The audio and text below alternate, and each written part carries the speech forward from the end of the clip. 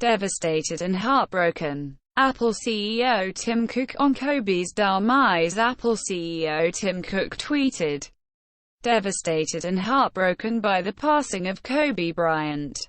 I admired his athletic prowess from afar and his humanity close up. He was an original." The NBA legend and his 13-year-old daughter Gianna were among the 9 people who died in a helicopter crash on Sunday. The helicopter crashed into a hillside in Calabasas, California. YouTube moderators told to sign contract acknowledging risk of PTSD.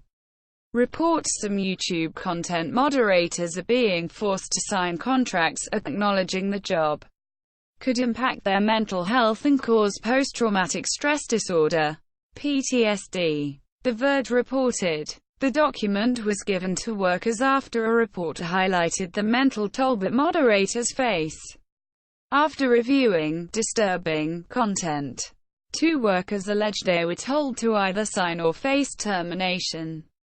Harvard professor Clayton, who coined the term disruptive innovation, dies at 67. Clayton Christensen, a longtime Harvard Business School professor who authored the best-selling business book, The Innovator's Dilemma, passed away aged 67 in Boston. Known for Christensen's theory, he coined the buzzword disruptive innovation. The theory states that newer ideas in business and technology could create new markets and disrupt older ones, displacing established market leaders.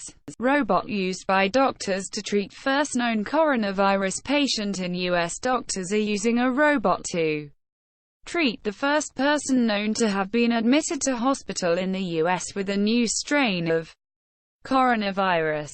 Equipped with a stethoscope, the robot is helping doctors take the man's vitals and communicate with him through a screen. The man was in stable condition and remains in isolation, doctors said.